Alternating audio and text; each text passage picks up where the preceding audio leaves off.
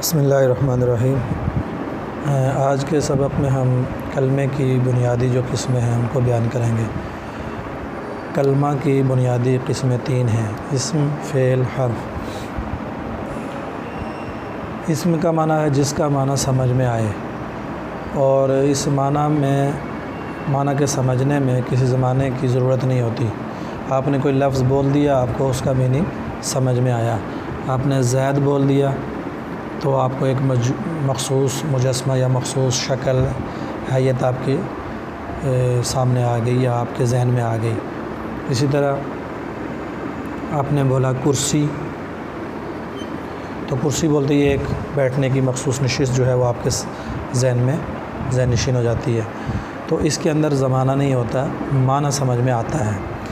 جبکہ فعل میں بھی اس کا معنی بولتے ہی سمجھ میں آتا ہے، لیکن اس میں زمانہ پایا جاتا ہے، اس میں زمانہ ہوتا ہے۔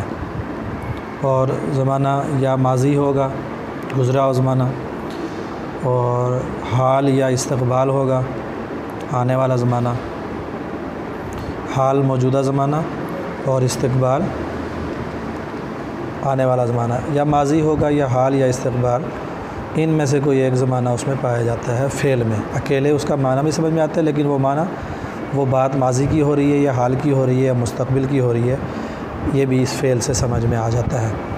جبکہ حرف اکیلا اس کا معنی تو ہوتا ہے، لیکن وہ اکیلا معنی فائدہ کچھ نہیں دیتا جب تک کہ اس کے ساتھ اسم یا فعل کو نہ ملایا جائے۔ تو فعل کی مثال آپ نصرہ جو پڑھتے آ رہے ہیں وہ بھی لے سکتے ہیں۔ نصرہ اس ایک شخص نے مدد کی، اب یہ ماضی ہے۔ ینصرو وہ مدد کرتا ہے یا مدد کرے گا، یہ حال اور مستقبل کو بیان کر رہا ہے، مضارع کا صیغہ آ گیا۔ اور حرف جو ہے اس کے ساتھ ہم اسم ملائیں گے یا فعل ملائیں گے تب اس کے میننگ سمجھ میں آئیں گے۔ تو یہ کلمے کی بنیادی تین قسمیں ہیں۔ اسم معنی دیتا ہے لیکن زمانہ نہیں ہوتا، فعل اس کا معنی بھی سمجھ میں آتا ہے لیکن زمانہ بھی اس میں ہوتا ہے۔ حرف کے اکیلے معنی تو ہوتے ہیں، لیکن جیسے فی ہے، اس کا معنی ہے میں، عن ہے کے بارے میں، ساتھ یا بارے میں۔ تو اب فی بیتی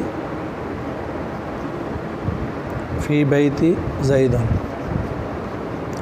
یا زیدن شروع میں لگا دیں، فی البیت، زید گھر میں ہے یا گھر میں زید ہے۔ تو اب یہ فی جو ہے اس کے ساتھ اسم لگے گا یا کوئی فعل لگے گا تو اس کی میننگ سمجھ میں آئیں گے۔ تو یہ بنیادی چیزیں ہیں۔ اب اس کا فرق کیسے ہوگا؟ کسی بھی اسم کے شروع میں جب الف لام آپ لگاتے ہیں، الف لام، تو یہ اسم ہوگا۔ جیسے الرجل، یہ الرجل میں الف لام شروع میں ہے، تو یہ الف لام کا کسی بھی لفظ کے شروع میں لگنا یہ اسم کی پہلی علامت ہے۔ یا اس کے آخر میں اس شیپ کی تنوین، یہ دو زبر دو زیر دو زبر دو پیش، یہ جو علامت ہے یہ بھی اسم کی علامت ہے۔ کسی بھی لفظ کے آخر میں یہ دو زبر دو زیر دو پیش لگے ہوں گے، دو پیش دو زبر دو زیر، وہ بھی اسم ہوگا۔ فعل ان دو علامتوں سے خالی ہوگا، یعنی نہ ہی اس کے شروع میں الف لام لگ سکتا ہے، نہ ہی اس کے آخر میں تنوین لگ سکتی ہے۔ جو ان دو حالتوں سے خالی ہوگا اور اس کا ماضی میں اس کا وزن مجرد میں فعل، فعیل، فعول، یہ وزن اگر اس کا ہوتا ہے فعل، فعیل، فعول ماضی میں ثلاثی مجرد میں، تو وہ فعل ہوگا۔ آگے پھر مضارع میں یفعل،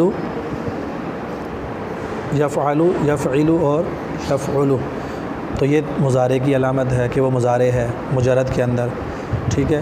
اور امر میں جو ہے وہ اس کی بحث آگے آ رہی ہے، انشاءاللہ اس کو وہاں ڈسکس کریں گے۔ تو امید ہے آپ کو یہ کلمے کی تین قسمیں اچھی طریقے سے سمجھ میں آ جائیں گی۔ انشاءاللہ آپ ان کو ریپیٹ کریں، آپ کو بہت فائدہ دے گا۔ السلام علیکم۔